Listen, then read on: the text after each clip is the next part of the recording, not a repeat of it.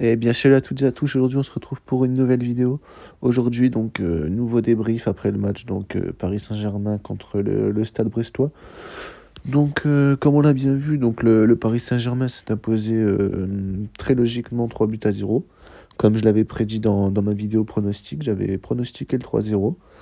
J'avais dit un but de Moise Kean, un but de Mbappé, un but de Di Maria. Bon, les buteurs, comme vous le voyez bien, donc il y a Moise Kean, ça j'avais bon. Icardi qui est rentré pour son retour, qui a marqué un but, c'est bon pour lui. Et puis Pablo pardon, Sarabia, ça peut le relancer pour moi, je pense, donc c'est une bonne chose. On va passer sans plus attendre Voilà, bah écoutez, pour ce qui en est des stats, donc 21 tirs. 22 tirs pardon, pour le PSG face à 12 tirs côté brestois. Côté tir cadré, on a été un peu plus précis, hein. Enfin un peu plus précis, très logiquement plus précis. 11 tirs cadrés face à 2. Pour ce qui est de la possession, bah, on a monopolisé le ballon, pardon, 61% de possession pour nous. Bah écoutez, pour moi, c'était un match très largement dominé pour le PSG. On a su corriger les imperfections qu'il y a eu lors du dernier match. Et pour moi, je pense que c'est parfait. Bah écoutez, là, ce que je vais faire, c'est que je vais vous montrer le classement après ce match, où on en est. Et puis, on va en discuter ensemble. Voilà, alors pour le classement, bah, comme vous le voyez, on est bien deuxième, en dessous de Lyon. Donc avant le match, malheureusement, j'ai oublié de screen le classement pour faire un comparatif. On m'avait dit d'essayer de mettre en fait le classement avant le match et le classement après le match pour voir en fait l'évolution dans le classement suite au match. Malheureusement, ça, j'ai complètement oublié. Donc, pour les prochaines vidéos, pardon, je vais justement prendre les classements avant et les classements après le match. Comme ça, on pourra mieux en discuter. Là, à vrai dire, à part vous montrer le classement, j'ai rien d'autre à vous dire, à part qu'on est deuxième, un point de moins que Lyon. Donc, voilà. Bah, écoutez, je vais sans plus attendre passer à la note du match. Et puis ensuite, on pourra clôturer ensemble. Voilà, bah écoutez, pour ma part, la note du match, pour moi, j'aurais mis un 7,5. Donc, comme j'ai noté, il y a eu beaucoup plus de détermination et d'envie, d'agressivité.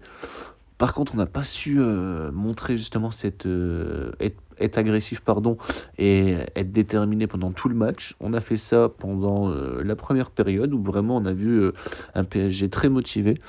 Par contre, la deuxième mi-temps, début de deuxième mi-temps, c'était toujours le cas, mais par contre, après, on a un peu relevé le pied. On s'est fait très souvent contrer, beaucoup de contres favorables. Et puis, ça aurait pu nous coûter cher. Heureusement, merci encore, on a Keylor Navas.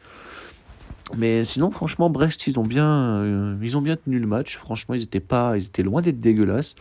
Pour moi, le 3-0, il est justifié. On aurait pu s'en prendre un. Je pense qu'on aurait pu s'en prendre un très largement. Sans Keylor Navas, on peut douter pendant ce match, clairement. Mais bon, on vrai dire, c'est ça la force d'avoir un gros gardien. Et puis voilà, à part ça, à part vous dire qu'on a vu un PSG motivé, un PSG déterminé, un PSG qui a bien joué. J'ai bien aimé encore la position de Marco Verratti. C'est quelque chose d'incroyable. Franchement, Verratti un peu plus haut au milieu de terrain, pour moi, ça peut lui être que bénéfique. Et puis voilà, Moise Kean, toujours s'appelant. Excusez-moi, j'ai eu un petit problème de micro. Je disais, ouais, voilà, Moise Kean, toujours sa plante. Icardi, son retour, il marque un but, c'est bon pour la confiance. Idem pour Sarabia. Ça faisait longtemps, son but, ça peut le relancer. J'ai bien aimé Mbappé, ce qu'il nous a fait sur l'action où il délivre le but à Icardi. Franchement, j'ai adoré. Franchement, c'était parfait le match. J'ai bien aimé. Voilà, bah écoutez, à part ça, moi, j'ai rien d'autre à dire. N'hésitez pas, vous, à me faire savoir ce que vous avez pensé du match en commentaire. Et puis surtout, n'hésitez pas à vous abonner, à liker, partager, à commenter la vidéo, faites ce que vous voulez. N'hésitez pas aussi à retweeter sur Twitter, c'est important, mais mettez le lien de la vidéo, vous faites un tweet. Ça m'aide et moi derrière je vous retweet comme ça, je vous montre que je vois tout, quoi. Allez, salut.